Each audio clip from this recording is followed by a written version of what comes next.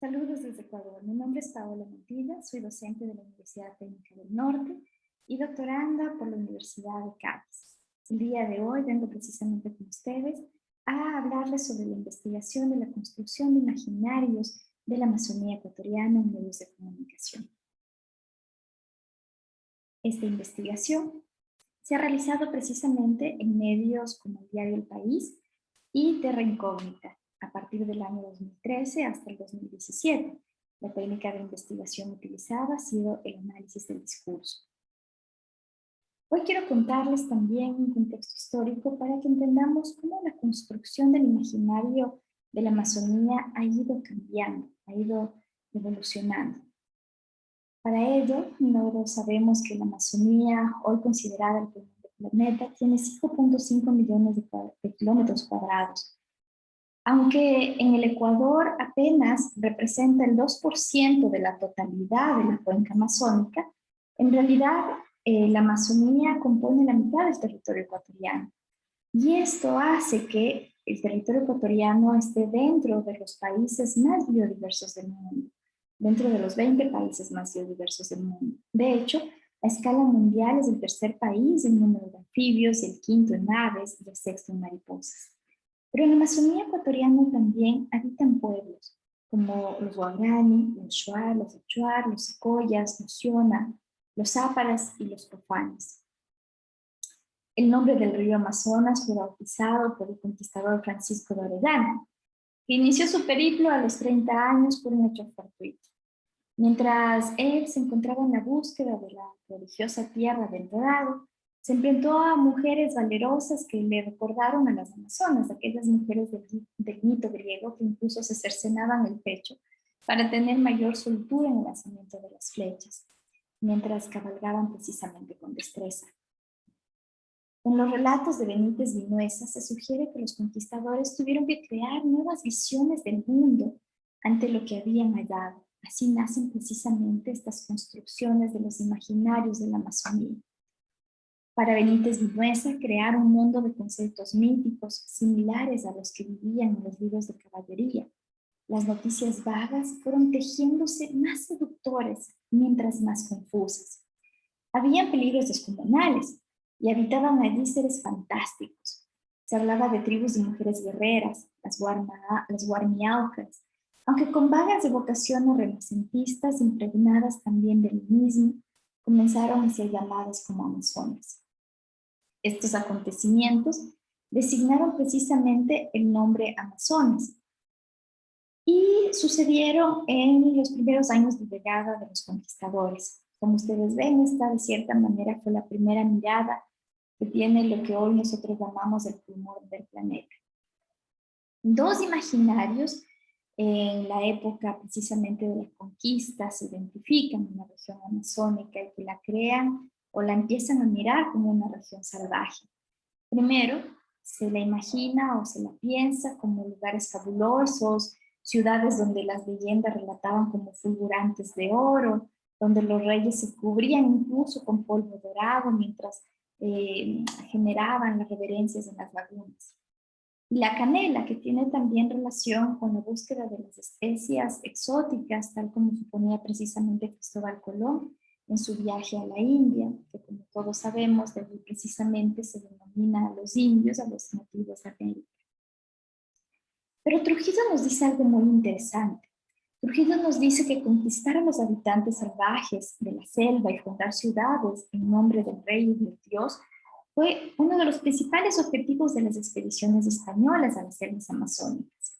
Sin embargo, los indios nunca fueron dominados y las pocas fundaciones y las misiones que lograron consolidar los blancos fueron sistemáticamente acechadas y devastadas por los nativos. Es entonces, nos dice Trujillo, que la imagen de caníbales, de feroces guerreros, de brujos, de hechiceros aliados con el demonio, sin Dios ni ley, se empieza a consolidar entre los indios de tan alejada zona. Sin embargo, al no encontrar los ansiados tesoros que se suponía encontrarse en esta región, que tanta esperanza habían dado a los conquistadores, esta región cayó en el olvido. Pero también es importante señalar las misiones. Cuando las misiones llegaron a la Amazonía, pasaron precisamente estos habitantes, los pueblos originarios, de ser habitantes invisibles, a ser habitantes con la necesidad de ser cristianizados, civilizados y trasladados a la modernidad. El sujeto salvaje tenía que ser convertido en sujeto moderno, pasar del sujeto salvaje al sujeto moderno. Contemplar a los habitantes de la selva como las ovejas perdidas del paraíso fue este nuevo imaginario que se empezó a crear en la Amazonía. Crear en la selva una fuente de alimentos para el planeta y a sus habitantes civilizarlos e incorporarlos en el mundo moderno parece haber sido el objetivo. Es por eso que nosotros vemos que es según el sentido y la relación con los intereses que se produce un cambio radical en los imaginarios de los indígenas amazónicos, por ejemplo. En las últimas décadas ha surgido otra visión. Recordemos que esta región fue olvidada hasta que, por ejemplo, en el Ecuador aparece el petróleo y vuelve a tener interés para el país. Y el interés estaba vinculado precisamente con el desarrollo. Aquellos pueblos originarios que defendían la naturaleza, por lo tanto, estaban contra el progreso. Pero hoy en día, la visión de conservar a la naturaleza en el estado natural y de mantener a los últimos salvajes, entre comillas, como los guardianes de la selva, aparece como un nuevo imaginario. Patricio Trujillo señala que ante el desastre ambiental y económico que resulta para las poblaciones locales, la extracción agresiva de recursos minerales como el petróleo en la región amazónica ecuatoriana, aparece el turismo. Y especialmente el ecoturismo como una alternativa viable para mejorar y potenciar la calidad de vida de los habitantes de la zona. Rápidamente, este nuevo paradigma del ecoturismo ingresa en el discurso de las agencias de desarrollo y de ayuda técnica internacional, quienes empiezan a financiar programas apoyando a los grupos indios para que desarrollen sus propios proyectos de eco y etnoturismo. El turismo entonces empieza a presentarse como una de las vías para mejorar las condiciones de la vida de la población, incluyéndola en programas participativos, entre comillas, en donde las identidades locales empiezan a vender su exotismo y naturalismo frente a estos ávidos turistas extranjeros que desean convivir en espacios tribales del salvajismo y el folclorismo. En nuestra investigación se ha analizado el diario El País y Terra Incógnita. Desde el año 2013 al año 2017, en el diario El País, existen 99 notas periodísticas relacionadas con la Amazonía ecuatoriana. El mayor número de ellas está precisamente en los años 2013 y 2014. Estas noticias se centran sobre todo en el caso Chevron. Como ustedes saben, el caso Chevron fue un caso jurídico ambiental bastante sonado. Un grupo precisamente de pueblos originarios, representantes de algunos pueblos originarios, demandaron a la compañía petrolera Chevron debido a los daños ambientales que surgió la Amazonía. Es en estos 2 años en donde empieza a haber algunos resultados de los juicios y por eso, digamos, hay varias notas. En su mayoría son notas de agencia EFE o de boletines de prensa. Algo que vemos también en la investigación es que en los últimos años, en el 2017, 2016, si bien es cierto, hay una menor cantidad de notas, son notas mucho más largas, es decir, los géneros periodísticos utilizados en los años 2013, 2014, sobre todo, son netamente noticias. Mientras que en los últimos años aparece ya el reportaje.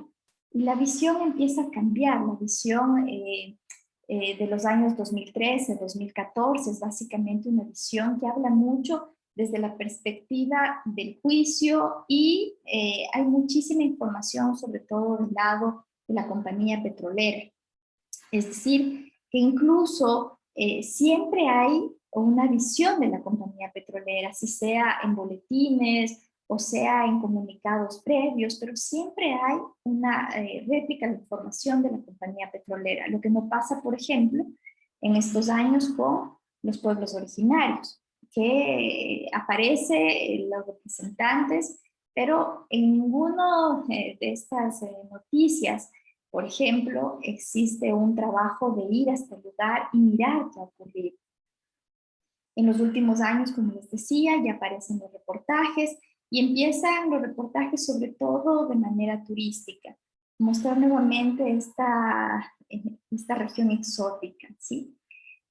En cambio, en Terra Incógnita, lo que vemos es que el número de reportajes, a comparación de las otras regiones del país, Terra Incógnita es una revista netamente ecuatoriana, a comparación de las otras regiones del país, la región amazónica es la que menor número de reportajes tiene.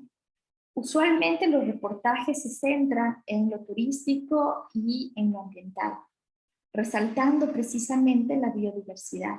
Se vuelve un tema más biológico, un tema más vinculado con la biología. Y también en el caso del turismo vemos nuevamente el manejo desde el exótico. Algunas de las conclusiones que hemos llegado con esta investigación es que la Amazonía es un lugar de disputas, y no solamente territoriales, recordando la disputa que tuvo Perú y Ecuador precisamente por temas limítrofes en la Amazonía.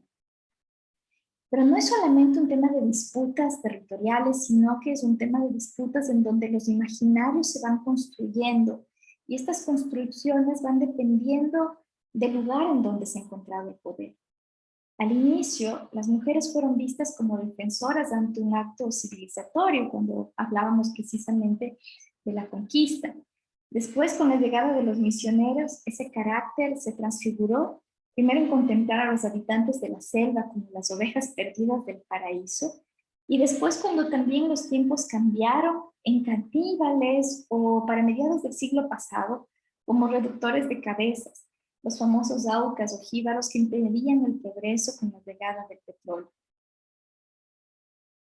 Muestra también en esta investigación que la continuidad de esta narrativa de mirar a lo nativo como exótico sigue apareciendo en los medios de comunicación, en donde se cosifica al pueblo originario, a los miembros de los pueblos originarios, en donde no se escucha su voz.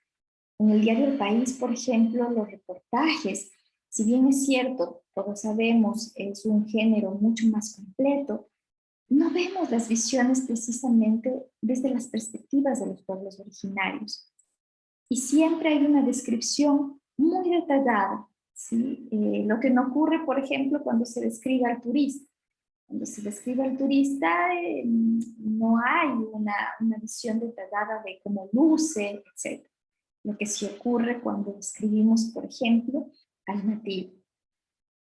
Uno de los temas que también hemos visto que mucho se centra, por ejemplo, en Terra Incógnita, es la ingesta de la ayahuasca, del naten, del yagué, este potente alucinógeno de la Amazonía que de cierta manera se está convirtiendo en una moda y que está haciendo que se generalice o que llegue a la banalización de la cultura.